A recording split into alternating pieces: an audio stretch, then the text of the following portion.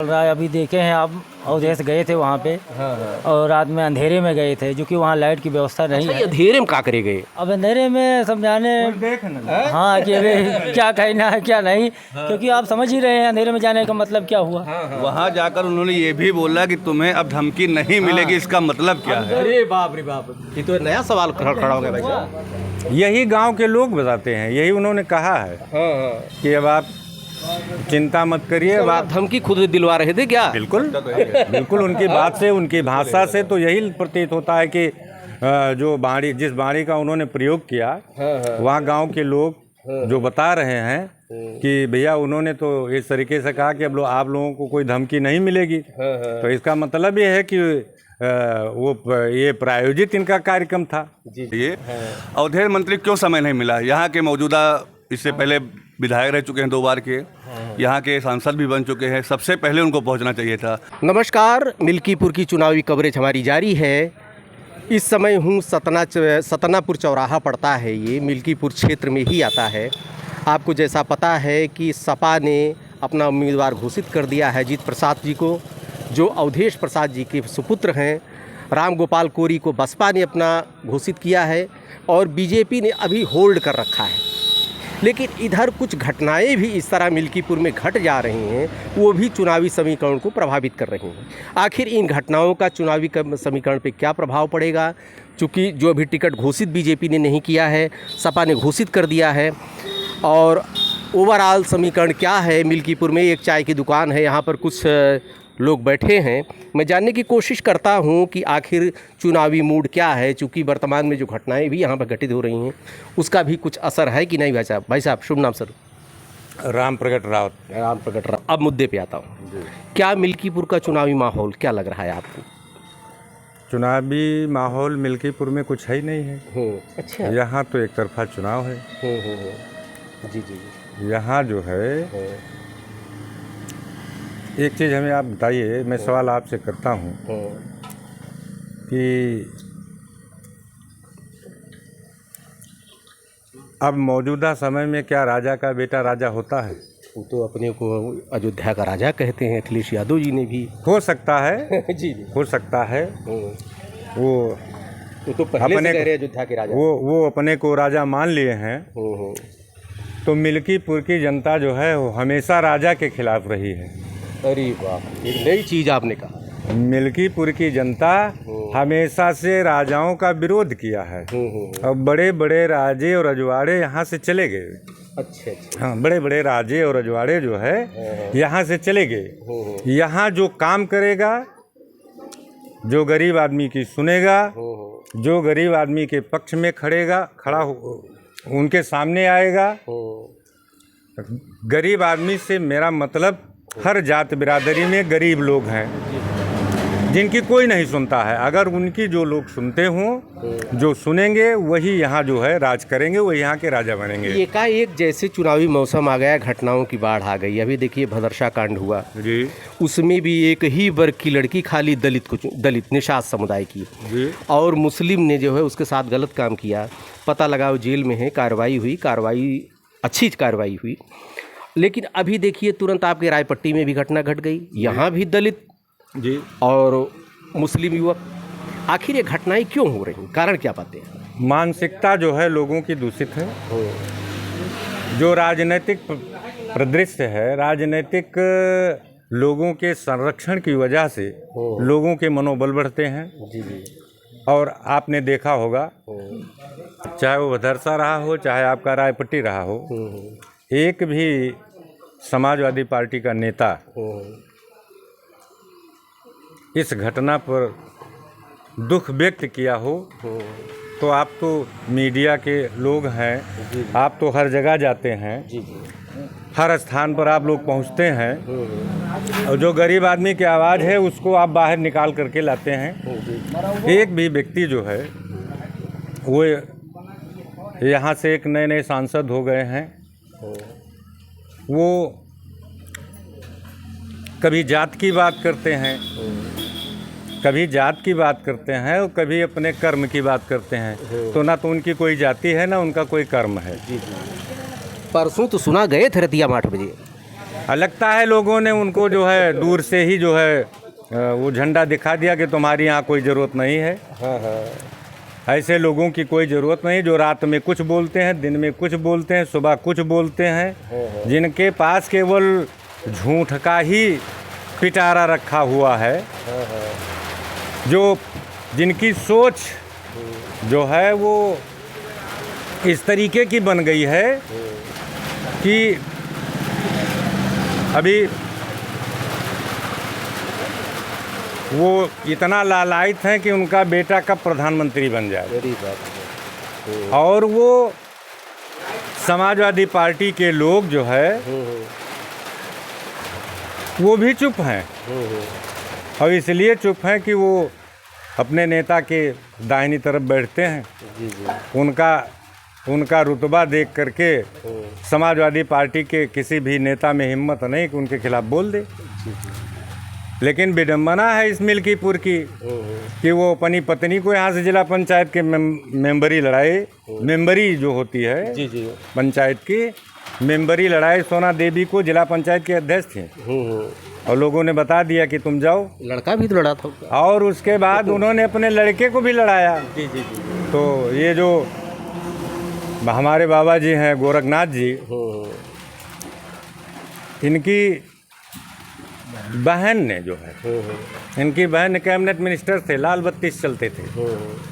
Cabinet minister रहते हुए इनकी बहन ने इनको बहुत वोटों से हरा दिया। दोबारा फिर अपने बेटे को लड़ाई चुनाव। तो जब आप पंची का चुनाव जो है, मेंबरी का चुनाव आपको लोग पसंद नहीं करते हैं, अब हो रहा होगा जो है एक ऐसा वातावरण बना, लोग भ्रम में पड़ गए। कुछ लोग किसी मसले को लेकर के जो है दे दिया एक तरफा वोट, उसको समझ नहीं पाए, उस व्यक्ति को समझ नहीं पाए, इसलिए यहाँ कोई लड़ाई वड़ाई नहीं है। भैया आप क्या कहेंगे? चुनावी मुद्दा मिल्कीपुर के क्षेत्र में कोई है नहीं है। यहाँ से बाबा गोरखनाथ को टिकट मिलता है तो भारी मतों से विजयी बनेंगे वो, क्योंकि चुनाव जीतना हारना अपनी जगह, लेकिन चुनाव हारने के बावजूद भी 2.5 साल अपने लोगों को और जनता के बीच में हमेशा वो बने रहे। सांड की बहुत बड़ी शिकायत है आपके मिल्की। देखिए सांड हमें सभी लोग छोड़ते हैं, कोई दूसरा नहीं छोड़ता है जी। और जब हम खुद अपने आप सही हो जाएंगे तो सांड की यहाँ व्यवस्था अपने आप ठीक हो जाएगी। इंद्रदेव प्रसन्न भी हो गए हैं। देखिए बारिश बहुत तेज है। भाई साहब शुभ नाम आपका? उमेश कुमार दीक्षित। दीक्षित जी, क्या माहौल लग रहा है? माहौल यहाँ से भाजपा जीत रही है। भाजपा।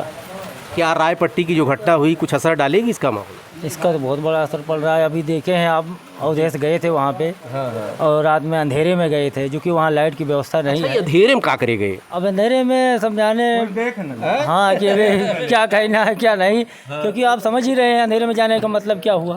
वहाँ जाकर उन्होंने ये भी बोला कि तुम्हें अब धमकी नहीं मिलेगी, इसका मतलब क्या है? अरे बाप रे बाप, ये तो नया सवाल खड़ा हो गया भाई साहब।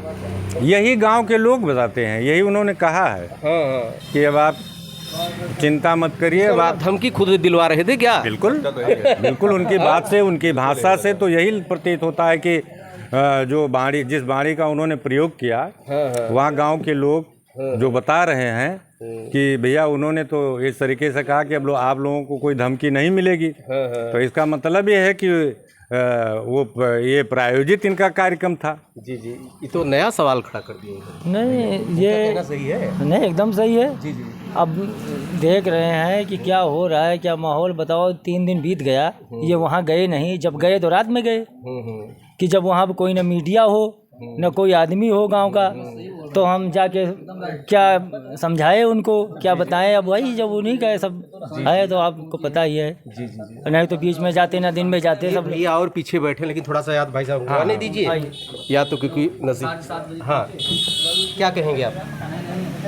ये लोग तो कह रहे हैं कि रतिया में गए जो। हाँ देखिए, हम मतलब जो निंदनीय घटना है, पहले शुभ नाम बताएं। मोहित मिश्रा जो है जी। जैसे इस घटना को हम राजनीतिक मोड़ नहीं देंगे।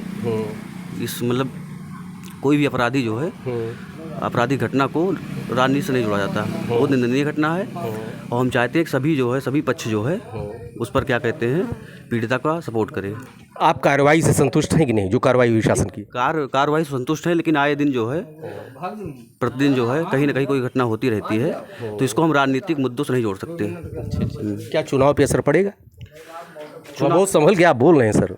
जी नहीं, देखिए चुनाव पे मतलब इसका कोई विशेष असर नहीं पड़ेगा हमारे हिसाब से। जी मान लीजिए नियर अबाउट अभी भद्रता कांड हुआ, उसके बाद में यहाँ कांड हुआ, तो जनता देख रही है कि जो ये आपराधिक घटना हो रही है ये अपराधी द्वारा किया जा रहा है, किसी राजनीतिक पार्टी द्वारा नहीं किया जा रहा है। इनका कहना सही है।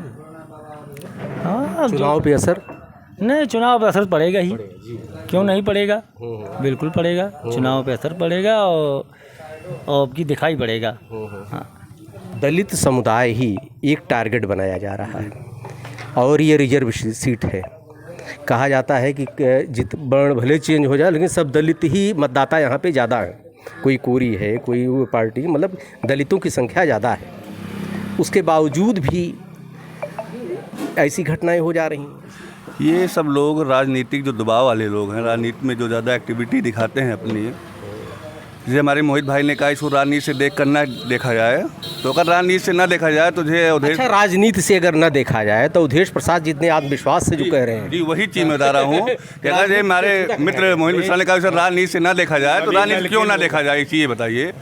अवधेश मंत्री क्यों समय नहीं मिला? यहाँ के मौजूदा इससे पहले विधायक रह चुके हैं 2 बार के, यहाँ के सांसद भी बन चुके हैं, सबसे पहले उनको पहुँचना चाहिए था। लेकिन एक चीज़ है, घटनाएं तो हो सकती हैं, ये बात सही है, लेकिन घटना होने के बाद आप कितना पीड़िता के साथ खड़े रहे, कितना जिसने घटना किया उसके साथ खड़े रहे, या जो आप एक चीज़ बड़े आत्मविश्वास के साथ कहना है, एक बड़ा नया सवाल आपने खड़ा कर दिया कि अब कोई धमकी आपको नहीं मिलेगी, ये क्या इसका मतलब क्या है? देखिए, ये कैबिनेट मिनिस्टर थे, अमानीगंज की घटना हुई, ये यहाँ से एमएलए, उसके बाद बाबा गोरखनाथ एमएलए हुए। मिल्कीपुर में इस तरीके की कोई घटना नहीं हुई। जी। ये फिर एमएलए हुए, सांसद हो गए, 2 घटनाएं हो गई, इसका मतलब क्या है? जी। आप कैबिनेट मिनिस्टर थे, मिल्कीपुर से मानीगंज की घटना हुई, बड़ी घटना हुई, सांप्रदायिक टोल भी उसको लोग देना चाहे, लेकिन मिल्कीपुर के लोग, मानीगंज के लोगों ने उसको जो है बहुत ज़्यादा उस पर वो नहीं किया। चुनाव हुआ, बाबा यहाँ विधायक हो गए, 5 साल इस तरह की कोई घटना नहीं हुई, सोचने वाली बात है। और फिर आप एमएलए हो गए, फिर आप सांसद हो गए, फिर 2 घटनाएं हो गई, इसका मतलब क्या है? जी। कहीं ना कहीं राजनीतिक सपोर्ट रहता जरूर है इन समुदायों के साथ। जिसमें ये तो कह रहे हैं कि राजनीतिक सपोर्ट के बगैर घटनाएं होती ही नहीं, आप क्या कहेंगे? नहीं, जैसे हमारे कहने का मतलब कह रहे हैं इसको राजनीति नहीं, हम ये कह रहे हैं इसको राजनीतिक तरीके से नहीं देखना चाहिए, क्योंकि घटना हो रही, मान लीजिए जैसे यहाँ पे छोटी छोटी राजनीति को। अच्छा, राजनीतिक तरीके से घटना तो आप नहीं दे सकते। घटना के बाद मैंने अभी प्रश्न किया कि घटना के बाद कितना आप पीड़िता के साथ खड़े हैं, कितना पीड़ित करने वाले के साथ खड़े हैं, ये तो माने रखता है कि नहीं? देखिए, घटना के बाद लोग क्या होता है, राजनीति इसलिए होती है कि लोग उस मतलब पीड़िता के घर जाके या किसी भी मतलब जो आदमी पीड़ित होता है उसके घर जाके लोग अपना माहौल बनाने के लिए कोशिश करते हैं। अब उस अवसर का लाभ जो उठा ले उसके लिए अच्छा रहेगा बस, और मतलब अपराध को। अच्छा, तो रतिया में माहौल बनता है, जैसे हम मान लीजिए इससे मान लीजिए माहौल बनाने चले गए, आपके कहने का मतलब है हमको तो माहौल तो दिन में बनता है। जैसे हमको इसकी जानकारी नहीं, कौन कब आया कौन कब गया, इसकी जानकारी हमको नहीं है, लेकिन हमारे कहने का मतलब है कि मतलब अपराध को जो है किसी राजनीतिक पार्टी से ना जोड़ा जाए। हाँ, अब अपराध होने के बाद मान लीजिए कोई पार्टी पहुंची सपोर्ट कर रही है तो उसको लाभ मिलेगा, ये बात अलग की है। वो इतना कमजोर परिवार है, अगर राजनीतिक लोग न जाते तो FIR न दर्ज होती। यही वो जिनको पीड़ा हुई वो लोग गए बैठ करके FIR दर्ज कराए, वो उसकी मदद कर रहे हैं, लगातार लगे हुए हैं। अगर राजनीतिक व्यक्ति ना जाता तो बहुत ऐसी घटनाएं होती हैं जिसका जिक्र नहीं होता है। उसके पास इतनी औकात नहीं थी कि अपने घर से निकल करके ऐसे लोगों के खिलाफ आवाज 2000 रुपया फेंक दिया जाता है। यही हो रहा था भदरसा में, यही तो धमकी भी दी गई। उसके बाद अभी भी धमकियां मिल रही हैं।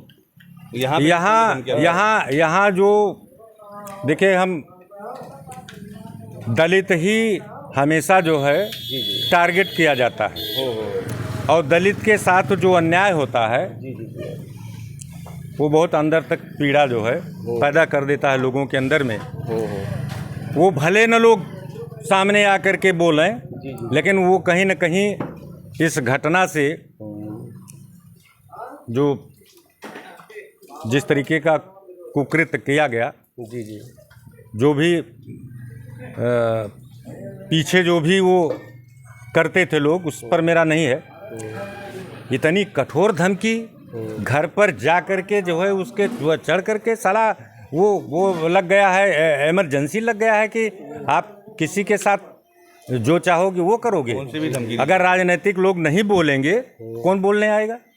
कौन बोलने आएगा? गांव का आदमी वैसे डरा हुआ है कि जब इसके साथ ये हुआ, कोई नहीं बोल रहा है तो हमारे साथ होगा तो कौन आदमी खड़ा होगा? आदमी इससे नहीं बोलता है। जब राजनीतिक लोग पहुंचते हैं तो लोगों का मनोबल बढ़ता है और तब वो अपनी बात करते हैं कि हाँ अच्छा। वो सबसे नहीं कहते हैं, वो उसी व्यक्ति से कहते हैं जिससे उनको उम्मीद होती है कि हम इनसे अपनी बात कहेंगे तो हमको न्याय मिलेगा।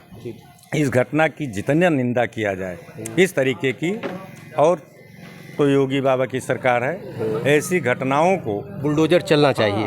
ऐसी घटनाओं को जो है दफनाने के लिए जब तक आतंकी को आतंक के द्वारा आतंकित नहीं किया जाएगा तब तक ऐसी घटनाएं नहीं रुकेंगी। भाई साहब का कहना है कि अगर राजनीतिक लोग न पहुँचे, हमारा एक जिम्मेदारी बनती है। किसी घटना को राजनीतिकरण नहीं करना चाहिए, लेकिन राजनीतिक का जो मतलब होता है राजनीतिज्ञों का कि आप सहयोग करें, वो आपको करना चाहिए। हमारा भी धर्म बनता है। लेकिन जो घटना घटी बहुत घृणित है। हालांकि आप जो है कार्रवाई से बहुत लोग संतुष्ट हैं जो शासन कर रहा है। अब देखते रहिए अयोध्या दर्पण। अभी चौराहे पे मैं चलता हूँ, चुनावी मूड जानने की कोशिश करता हूँ। धन्यवाद आपको।